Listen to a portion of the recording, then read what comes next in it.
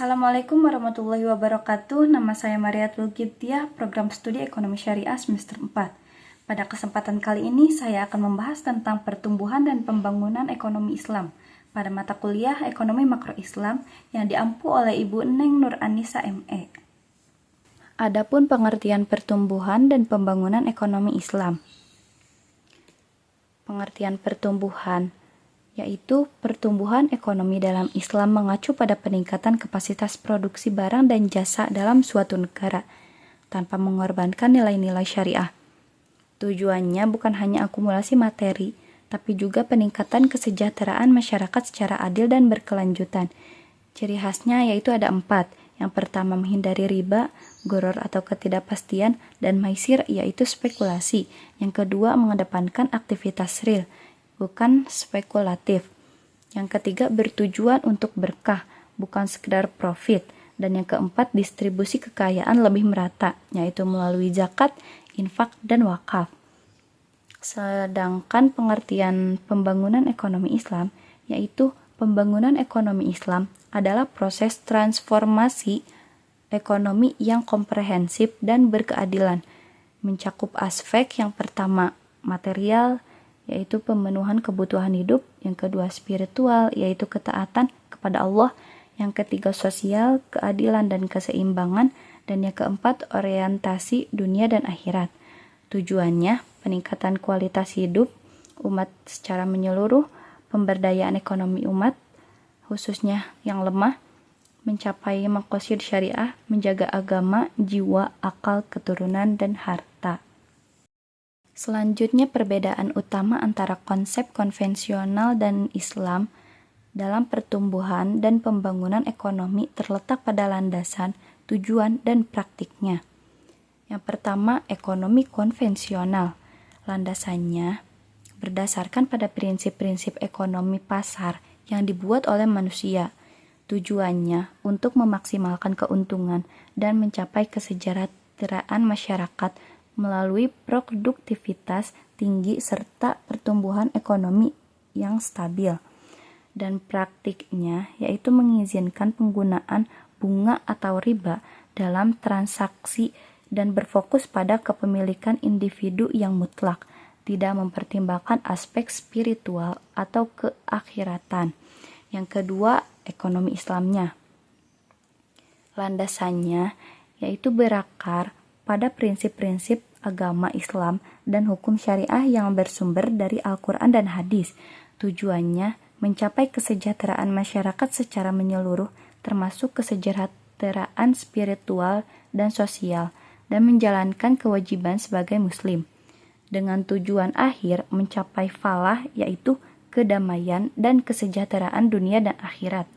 Praktiknya yaitu melarang riba, gharar atau ketidakpastian, dan maisir yaitu spekulasi, menekankan pada keadilan sosial, redistribusi kekayaan melalui zakat, infak, dan wakaf, serta kepemilikan bersama, di mana hak milik individu tidak mutlak demi kepentingan masyarakat luas. Ekonomi Islam memasukkan nilai moral dan ibadah dalam sistemnya. Selanjutnya ada pilar utama ekonomi Islam dalam pertumbuhan dan pembangunan ekonomi Islam. Yang pertama ada tauhid. Pilar pertama ini menegaskan bahwa seluruh kekayaan dan sumber daya adalah milik Allah. Manusia sebagai pengelola harus bertanggung jawab secara moral, menjalankan kegiatan ekonomi dengan kejujuran dan integritas, serta mengutamakan kepentingan masyarakat luas, bukan hanya keuntungan pribadi. Yang kedua, keadilan dan keseimbangan sosial. Ekonomi Islam menekankan distribusi kekayaan yang adil agar tidak ada kelompok masyarakat yang terpinggirkan. Contohnya adalah mekanisme zakat dan infak yang membantu mengurangi kesenjangan serta meningkatkan kesejahteraan sosial secara merata. Yang ketiga, larangan riba dan gharar. Islam melarang praktik riba atau bunga dan gharar atau ketidakpastian atau spekulasi, sehingga menciptakan stabilitas ekonomi yang berkelanjutan dan menghindarkan masyarakat dari praktik yang merugikan dan tidak adil. Yang keempat, hak kepemilikan pribadi dan tanggung jawab sosial. Individu memiliki hak atas kekayaan dan properti, tetapi harus digunakan secara bertanggung jawab dan sesuai syariah, memperhatikan kesejahteraan bersama dan tujuan pembangunan ekonomi yang berkelanjutan. Yang kelima, tujuan pembangunan berbasis maqasid syariah.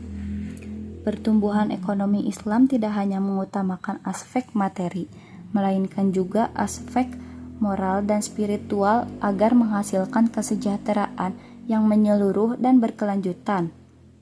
Selanjutnya, instrumen dalam pertumbuhan dan pembangunan Islam. Yang pertama ada zakat, yaitu alat redistribusi kekayaan yang wajib. Yang kedua wakaf, yaitu aset abadi yang produktif untuk kemaslahatan umum. Yang ketiga perbankan syariah, keuangan tanpa riba. Yang keempat BMT, yaitu Baitul Mal wat Tamwil, yaitu lembaga keuangan mikro syariah. Dan yang kelima etika bisnis Islam, yaitu kejujuran, tanggung jawab, dan adil. Selanjutnya ada indikator pembangunan dalam Islam.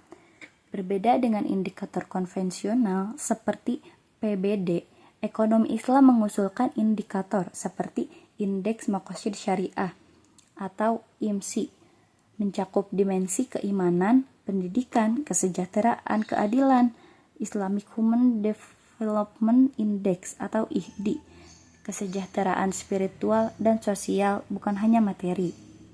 Selanjutnya tantangan dalam implementasi. Masih dominannya sistem ekonomi konvensional, lemahnya pemahaman masyarakat dan pengambil kebijakan, keterbatasan lembaga keuangan syariah dan zakat dalam skala nasional, kurangnya sinergi antara kebijakan negara dengan prinsip syariah. Selanjutnya ada solusi dan strategi pengembangan. Edukasi dan literasi ekonomi Islam di semua level, penguatan lembaga keuangan syariah, integrasi zakat dan pajak untuk program sosial, dukungan regulasi pro-syariah oleh pemerintah, dan pengembangan teknologi keuangan syariah atau fintech syariah. Kesimpulannya, pertumbuhan dan pembangunan ekonomi Islam bertujuan menciptakan kesejahteraan umat secara adil, seimbang, dan sesuai syariah. Pertumbuhan bukan hanya peningkatan materi, tetapi juga keberkahan. Pembangunan Islam menekankan keadilan, distribusi kekayaan yang merata, dan pencapaian maqasid syariah. Instrumen seperti zakat, wakaf, dan keuangan syariah menjadi kunci dalam mewujudkan sistem ekonomi yang berkeadilan dan berkelanjutan. Demikian penjelasan yang dapat saya sampaikan. Semoga bermanfaat dan menambah wawasan kita semua.